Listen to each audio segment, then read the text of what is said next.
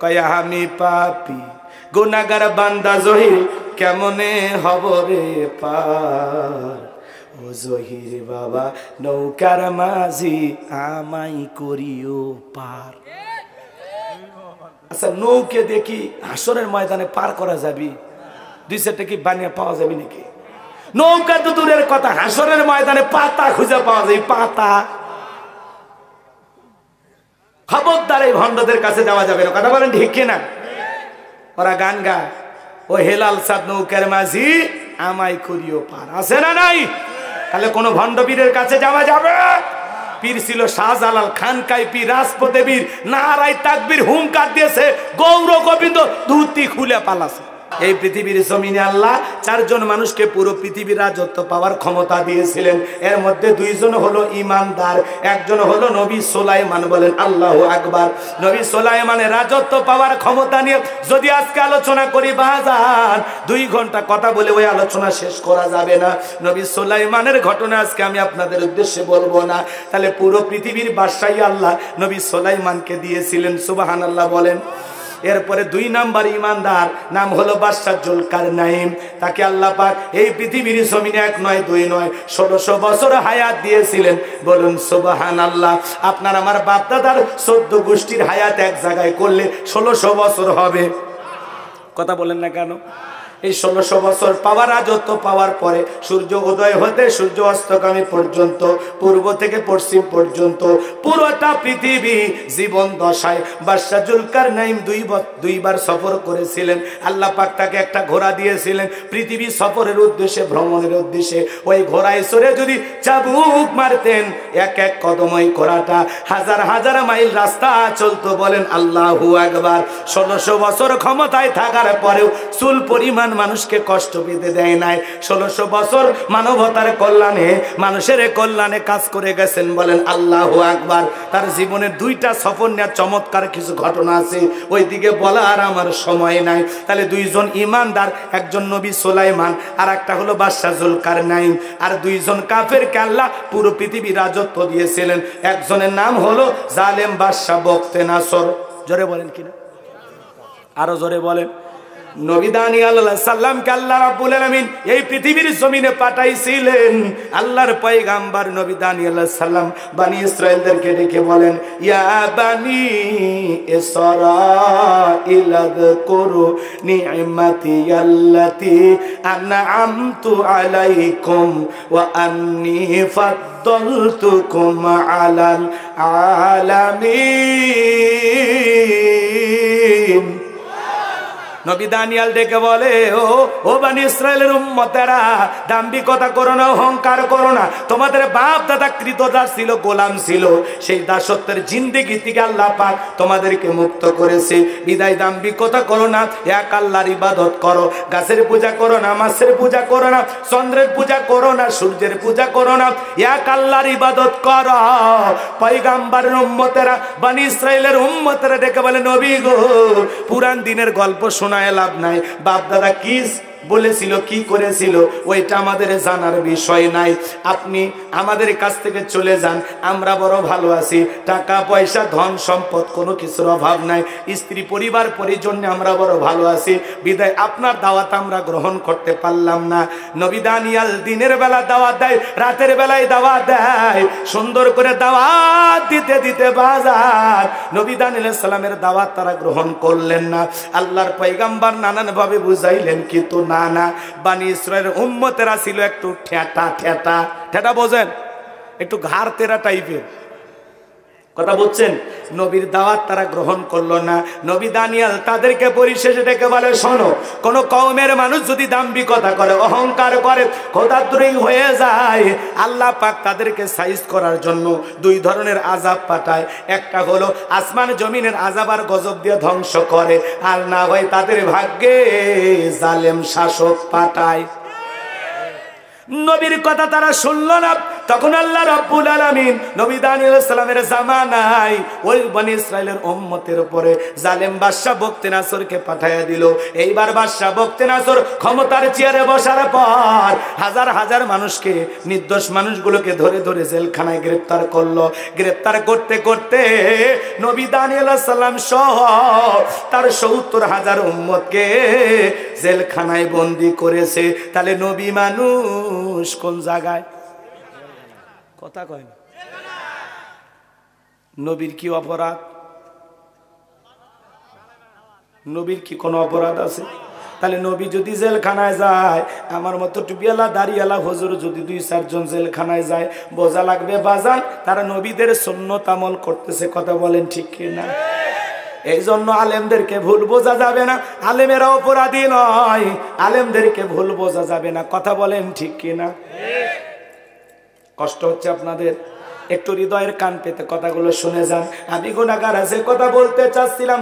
নবী দানিয়েল আলাইহিস সালাম ডেকে বলে, হে আমার কওমের উম্মতেরা, কই গেল তোমাদের টাকা পয়সা, কই গেল সুন্দরী নারী, কই গেল তোমাদের অহংকার?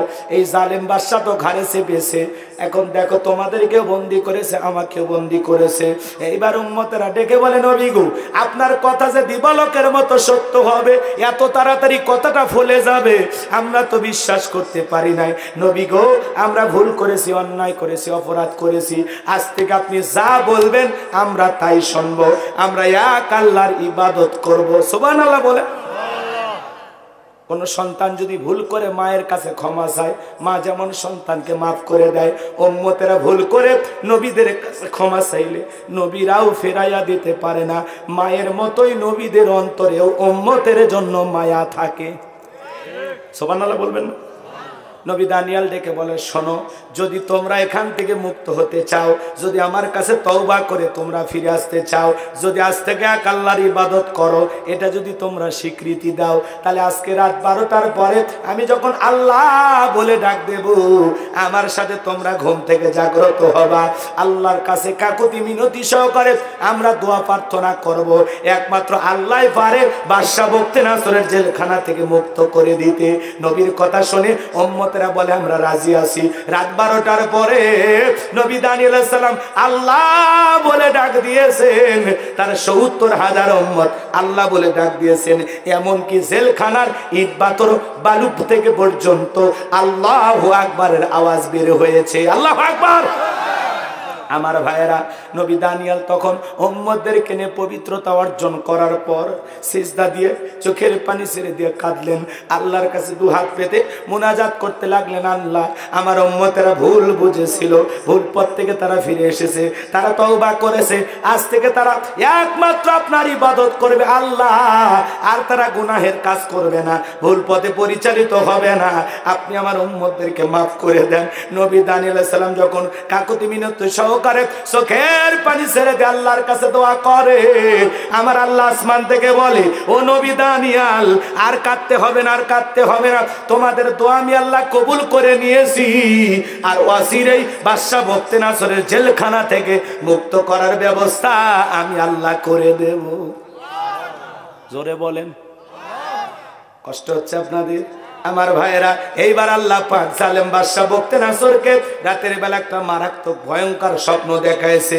ঘুম থেকে চিৎকার মেরে উঠছে।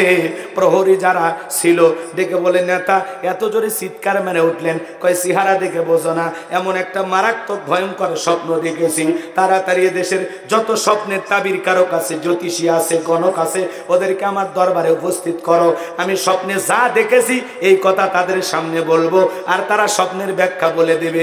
এই স্বপ্নের ব্যাখ্যা না জানা পর্যন্ত আমি আর ঘুমাইতে পারবো না।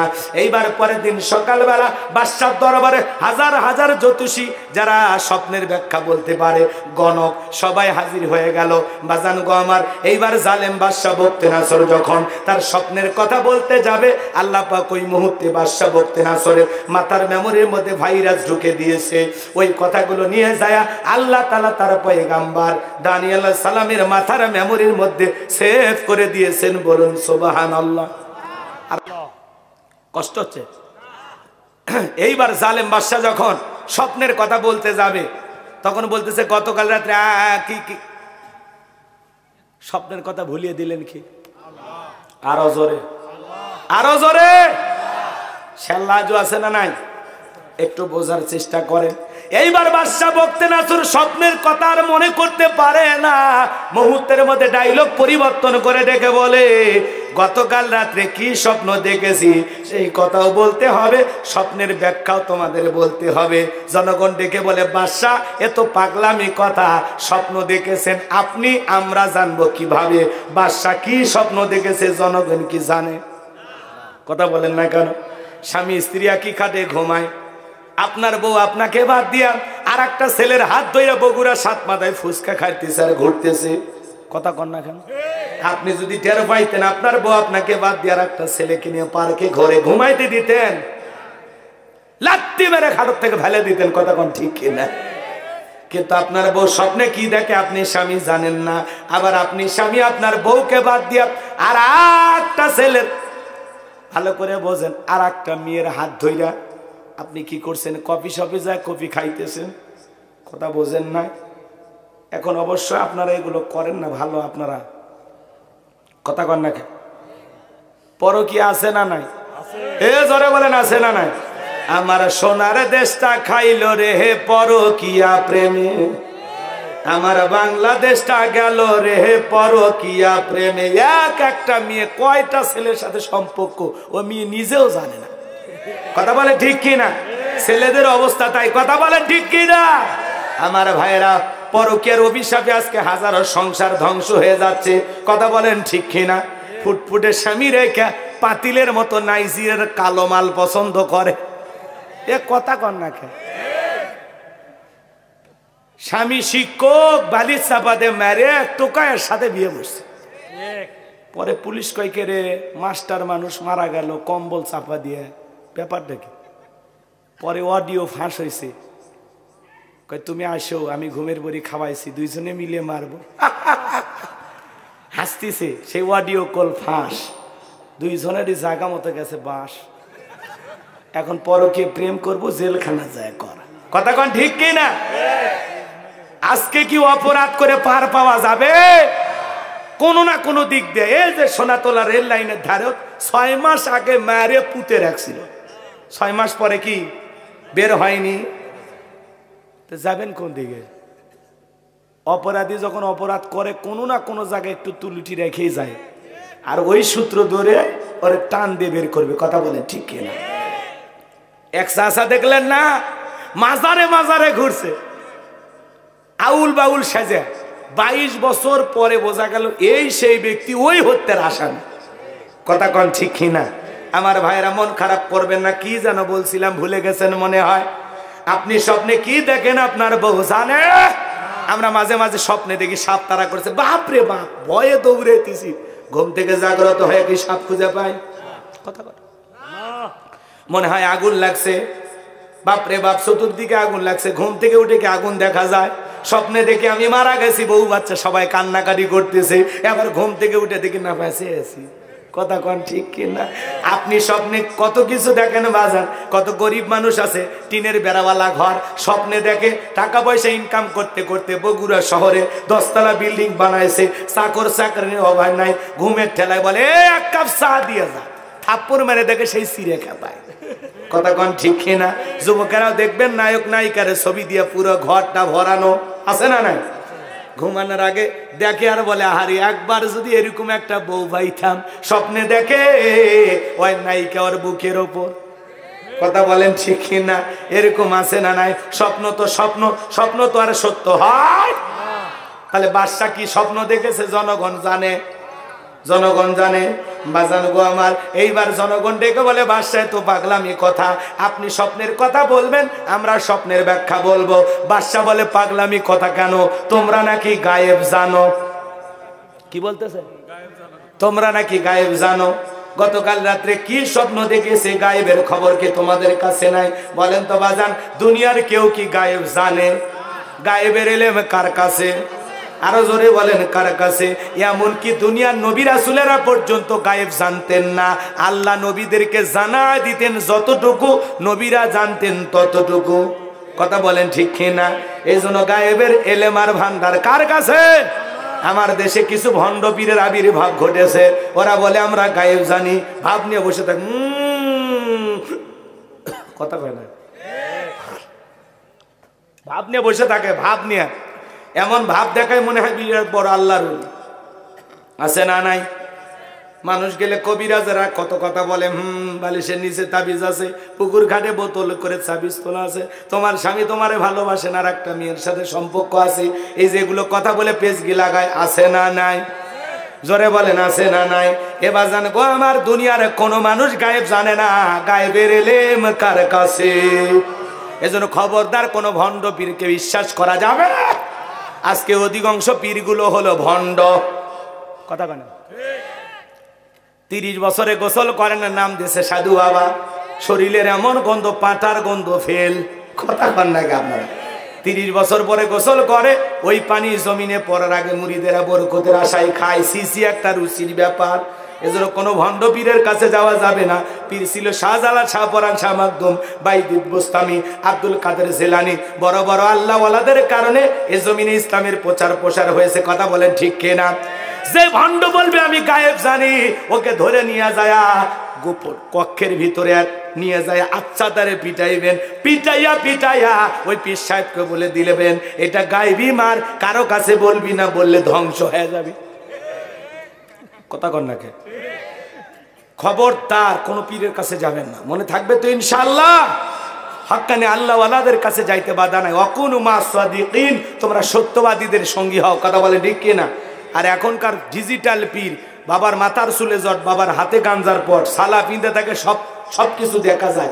আর মানুষকে হুজুর হাসে, নার ভিতরে মাল আছে, আর আনন্দের ঠেলায় গান গায়, সবকিছু সারিয়া তোরা বাবার চরণ ধর, আয়না বসাইয়া দে তোর কলবের ভিতর বাবারে। আছে না না? আমার গাইবান্ধা আমি নিজের চোখে দেখেছি। বাপরে বাপ, একটা দুইটা না, 17টা গাঁজার আসর বসেছে। এমন কায়দায় গাঁজার কলকিতে টান মেরে ধুয়ে ছাড়িয়ে দেয়, বাইরে থেকে প্রশাসনের লোকেরা দেখে মনে করে যে ওরসের রান্না চলতেছে। কথা কন ঠিক কিনা? ভণ্ড আছে, আছে আপনাদের এলাকায় নাই অবশ্য। কথা কন না কে? গাঁজা খায়, মোজদারি লাল বানাইছে, টর্চ লাইট মেরে মুখ কোথাও খুঁজে পাওয়া যায় না, বগলে চুলতে বেরি বাইর হয়েছে। সুন্দরবনে তাহলে বান্দরবনে কি অবস্থা? ওরা আবার গান গায়, কয় ধর কলকি মারো টান, গাঞ্জা বাবার আসে কান, মরিয়া গেলে সঙ্গে কিছুই যাবে না। ইল বাবা, আছে না নাই ভণ্ড? এই ভণ্ডদের কাছে যাওয়া যাবে? আমি গাইবান্ধায় নিজের চোখে দেখেছি, ডুগি তবলা বাজাইয়া নিজের চোখে দেখেছি গান গাইতেছে, কয়া আমি পাপি গুনাহগার বান্দা জহির, কেমনে হব রে পার, ও জহির বাবা নৌকার মাঝি আমাই করিও পার। আচ্ছা, নৌকে দেখি হাসরের ময়দানে পার করা যাবি? 2-4টা কি বানিয়ে পাওয়া যাবে নাকি? নৌকা তো দূরের কথা, হাসরের ময়দানে পাতা খুঁজে পাওয়া যায়, পাতা। খবরদার এই ভণ্ডদের কাছে যাওয়া যাবে না। কথা বলেন ঠিক কিনা? ওরা গান গায়, ও হেলাল সাদ নৌকার মাঝি আমাই করিও পার। আছে না নাই? তাহলে কোন ভণ্ড পীরের কাছে যাওয়া যাবে?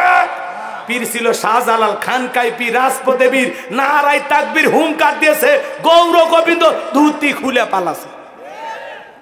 আল্লাহওয়ালাদের কারণে দেশে ইসলামের প্রচার প্রসার হয়েছে, নিঃসন্দেহে ভালো কথা। ওয়াকুনু মাস সাদিকিন, তোমরা সত্যবাদীদের সঙ্গী হও। যে পীরের পা থেকে মাথা পর্যন্ত নবীর সুন্নত দিয়ে ঢাকা, যার চেহারার দিকে তাকালে আল্লাহর কথা স্মরণ হয়, যে পীর নিজের ইমামতিতে মুরিদদেরকে নিয়ে সালাত আদায় করে, যেই পীর সাহেবের কাছে কোনো মহিলা নাই। এই কথা কন না কেন? মহিলা আছে যেখানে ফেতনা আছে। পীর বয়স হয়ে গেছে, তাও মহিলা মুরিদ দেখলে লোভ সামলায় না, কয় মা আয় আয়। কথা কয় না কেন? পীর সাহেব এমন কায়দা ডাকছে, মহিলা চিন্তা করে এত বড় আল্লাহর ওলি ডাকছে, যদি পীর সাহেবের কথা না শুনি জাহান্নামে জায়গা হবে না।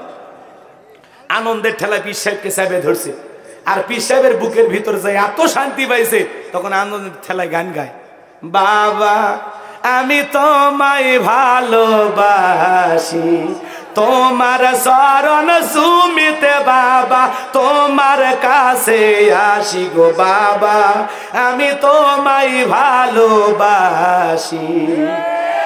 যে মহিলা স্বামীকে বাদ দিয়ে পীরের ফাটা পায়ে চুমা খায়, ওই নারীর চরিত্রে ঠিক নাই। এ আপনার বউকে আপনি মাজারে পাঠান, আপনি কি দুর্বল? আপনার বউকে বলবেন এ আমি তোর বড় পীর, পছন্দ হয় না, আমি তোর পীর। আয়েশা, ফাতেমা, খাদিজা, হাজেরা, মারিয়ম, আসিয়া, রহিমা, এদের জীবনী কিনে দেবেন, যেগুলো সব জান্নাতি নারী। এই বইগুলো পর, জান্নাতি জীবন গড়, তারপরে মর, আখিরাতের পথ ধর। বই পুস্তক কিনে দেবেন। খবরদার কারো বউ যেন মাজারে না যায়, কোনো পীরের কাছে না যায়। আর অধিকাংশ মাজারগুলোতে যে মহিলা যায় এদের স্বামী নাই, এরা বিধবা, কথা কয় না। রাগ করতেছেন নাকি? চলেন সামনের দিকে যায়, কথা মনে ভুলে গেছেন। তাহলে দুনিয়ার কেউ গায়েব জানে? যারা বলবে আমি গায়েব জানি, তুই কচু জানিস বেটা, থাপড়াইয়া দাঁত গুলো ফেলে দেবে। গায়েবের এলেম কার কাছে? আল্লাহ সারা দুনিয়ার কেউ গায়েব জানে? মুসলমান হিসাবে আকীদা সাফ করুন, দিল পরিষ্কার করুন। দুনিয়ার কারো কাছে গায়েবের ভান্ডার নাই, গায়েবের ভান্ডার আছে কার কাছে? আল্লাহ সারা দুনিয়ার কেউ গায়েব জানে না, না না না। পরিষ্কার হয়েছেন তো আমার ভাইয়েরা? বাদশা বক্তে নাসর ডেকে বলে তোমরা নাকি গায়েব জানো। ওরা ডেকে বলে আমরা যে গায়েব জানি এটা তো ধান্দা, এটা তো মানুষকে বোঝানোর জন্য বলি, আসলে আমরা কিছু জানি না। জালেম বাদশা বক্তে নাসর ডেকে বলে 7 দিনের আলটিমেটাম দিলাম, এই 7 দিনের মধ্যে স্বপ্নে কি দেখেছি সেই কথাও বলতে হবে, স্বপ্নের ব্যাখ্যাও বলতে হবে, না হলে 7 দিন পরে ফাঁসি দিয়া মারব। অপরাধ কার? জনগণের। কার কার? কিন্তু জালেমদের কাছে অপরাধ লাগে না। জালেমেরা ভালো মানুষকেও ফাঁসি দিতে পারে, খারাপ মানুষকেও ছেড়ে দিতে পারে। কথা বলেন ঠিক কি না? যে কথা বলতে চাচ্ছিলাম গভীর মনোযোগ দিয়ে শুনবেন। এইবার জেলার জেলখানা দিয়ে ঘুরতেছে।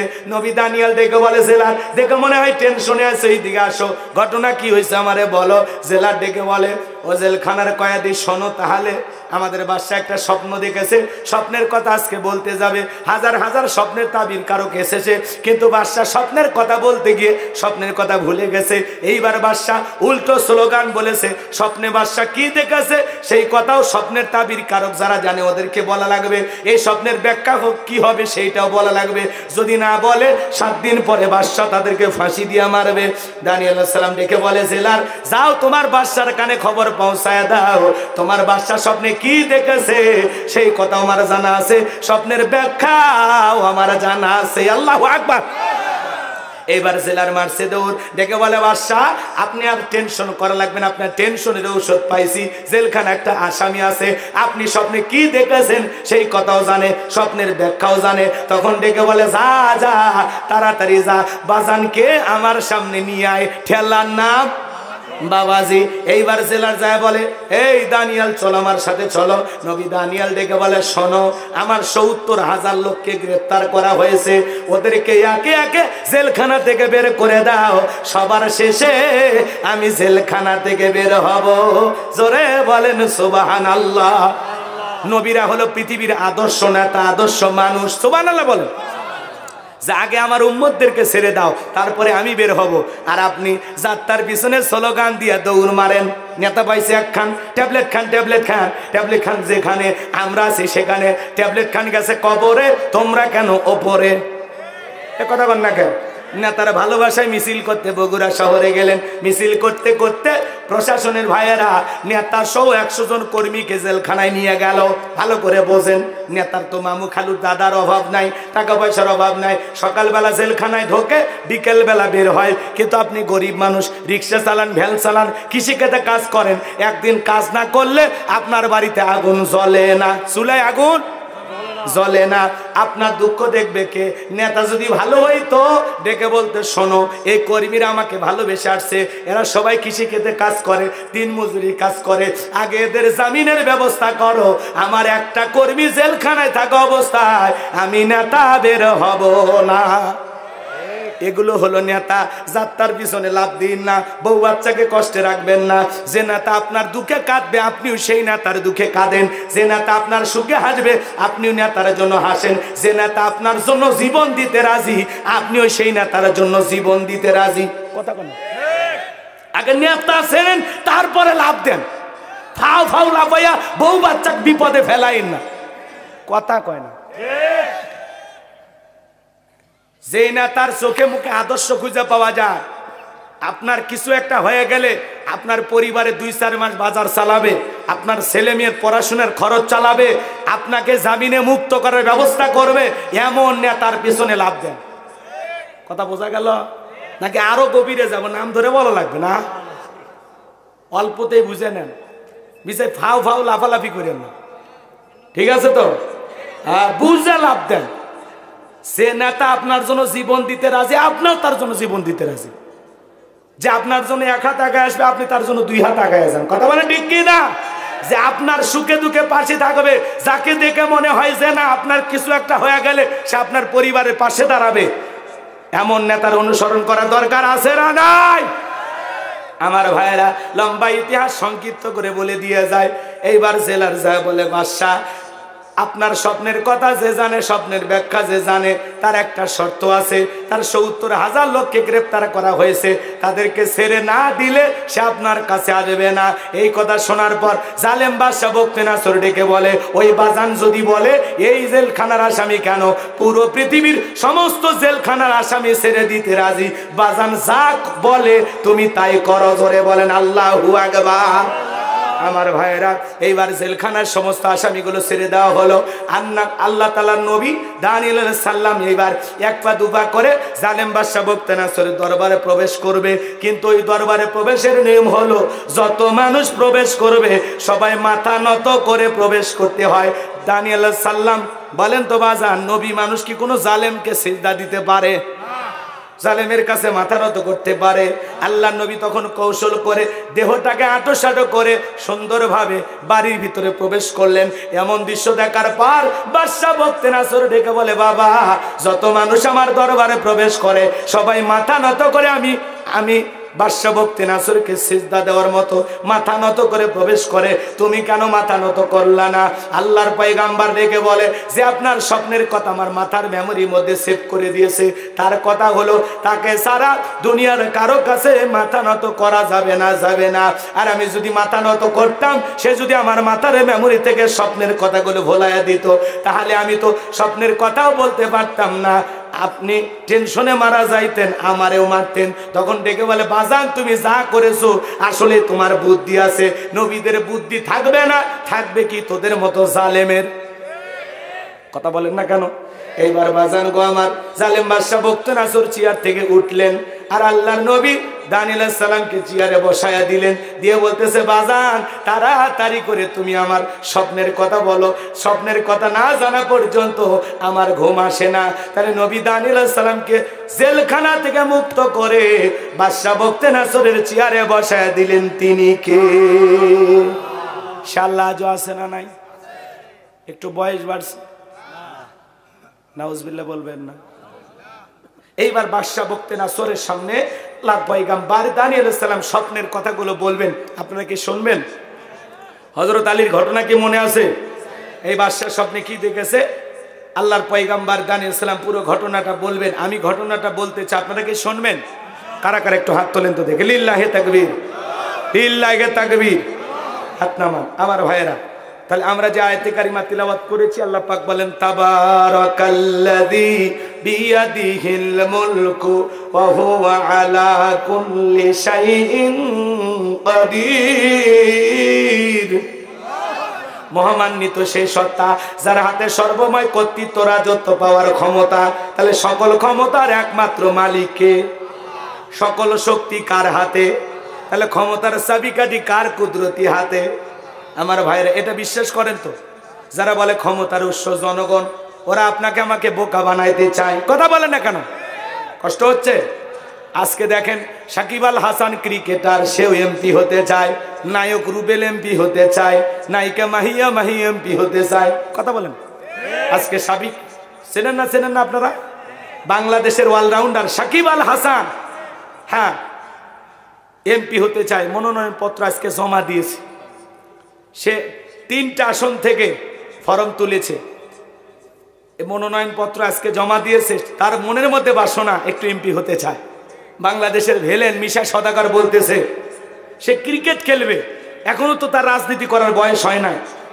সে আমাদের বাংলাদেশের ক্রিকেট অনেক মা বাবা স্বপ্ন দেখে ছেলেকে সাকিব আল হাসান বানাবে, আর এই ছেলেটা রাজনীতিতে গেল কেন?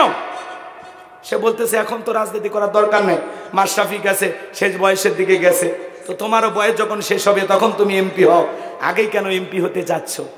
আবার যে এলাকা থেকে বোঝেন নাই কিনেছে ফরম, ওই এলাকার নেতারা বলতেছে তুমি ক্রিকেট খেলো, সেই লোক আবার রাজনীতি করতেছে, তাহলে আমরা এতদিন রাজনীতি করে লাভ কি হলো? কথা বোঝেন নাই মনে হয়? তো এই হলো ঝামেলা, চতুর্দিকে আলোচনা সমালোচনা চলতেছে, সবাই বলতেছে অলরাউন্ডার সাকিব আল হাসানের এই ধরনের কাজ করা ঠিক হচ্ছে না। তারপরে মনের মধ্যে বাসনা যে বিশ্বকাপ হাইরে গেছি কিন্তু এমপি হওয়ার সুযোগ হারান যাবে না। কথাকে বোঝেন না? এ একটা আশা নিয়ে আর এমপি হতে চাচ্ছে, কথাকে বোঝা গেল? যাই হোক বাজান গো আমার, লম্বা কথা আমি বলবো না, সংক্ষিপ্ত কথা বলিয়ে দিয়ে যায়। আয়াত বাকি আছে কয়টি? কথা বললেন না কেন? আর একটি আয়াত, কয়টা? আল্লাহ রাব্বুল আলামিন বলেন আল্লাযী খালাকাল মাউতা ওয়াল হায়াতা লিয়াবলুয়াকুম আইয়ুকুম আহসানু আমালা ওয়া হুয়াল আজিজুল গফুর। আমার আল্লাহ রাব্বুল আলামিন বলেন আল্লাযী খালাকাল মাউতা ওয়াল হায়াতা, যিনি সৃষ্টি করেছেন মৃত্যু আর জীবন। এরপরে আল্লাহ বলেন লিয়াবলুয়াকুম আইয়ুকুম আহসানু আমালা, আমি আল্লাহ পরীক্ষা করে দেখব আমলের দিক দিয়ে কার আমল কত বেশি উত্তম, কার আমল কত বেশি সুন্দর। এ বগুড়া সোনাতলার মুসলমানেরা, গোসাইবাড়ি চানপাড়া হাটের বাবাজিরা, আমার সে আমরা বেঁচে আছি, আমোদ প্রমোদে মেতে আছি, কিন্তু এই রঙিন চশমা একদিন চোখ থেকে খুলে যাবে। কথা বলেন না কেন? এজন্য 10টা মিনিট আমি আপনাদের কাছে চাই, এরপরে মূল ঘটনাগুলো বলেই আমরা দোয়ার দিকে চলে যাব। কয়েকটা মিনিট দেওয়া যাবে তো ইনশাল্লাহ? তামান্ডাতি না বেটা চল মানে ভাবি কোন বাপের বাড়ি দিয়ে বেটাছে নাকি?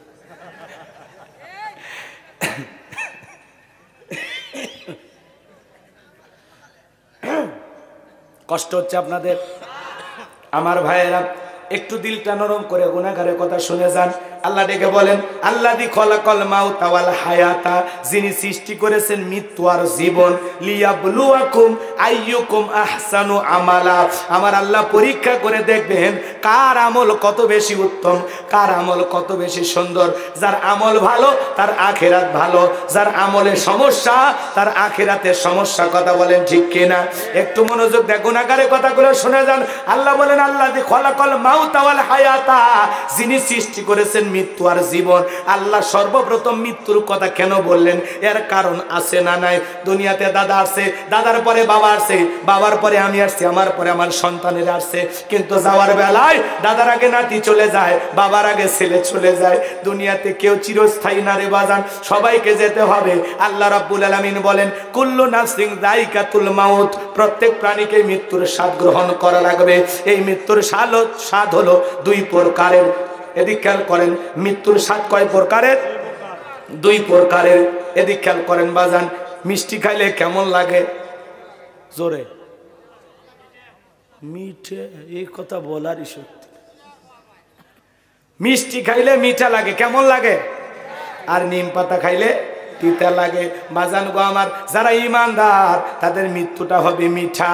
একটা সন্তান মায়ের স্তনে দুধ পান করতে করতে সন্তানটা যেমন ঘুমের মধ্যে চলে যায়, টের পায় না, একজন ঈমানদার তেমনি ভাবে মৃত্যুবরণ করবে, টেরও পাবে না। বলুন সুবহানাল্লাহ।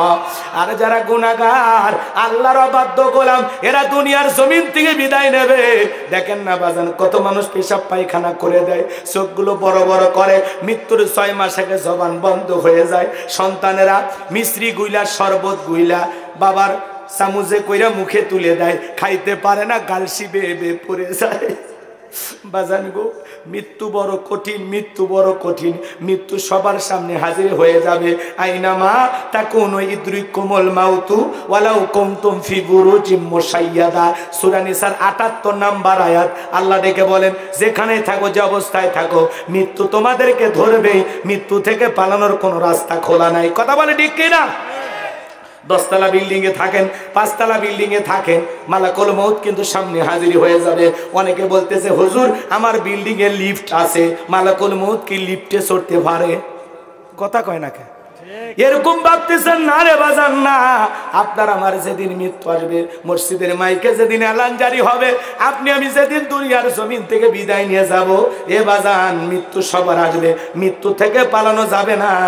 বিশ্বনবী এদিকে খেয়াল করেন, মুহাম্মদ রাসূলুল্লাহ সাল্লাল্লাহু আলাইহি সাল্লাম তারও মৃত্যুর যন্ত্রণা কেমন ছিল। মুসা আলাইহিস সালামকে জিজ্ঞাসা করা হয়েছিল, ও আল্লাহর নবী মুসা, মৃত্যুর যন্ত্রণা আপনার কাছে কেমন মনে হয়েছে? নবী মুসা আলাইহিস সালাম ডেকে বলে, জ্যান্ত ছাগলের গা থেকে চামড়া খসাইলে ছাগলের যেমন কষ্ট হয়, তার চাইতে মৃত্যুর যন্ত্রণা আমার কাছে বেশি কষ্টকর মনে হয়। তাহলে মৃত্যুর যন্ত্রণা আছে না নাই? আছে না নাই?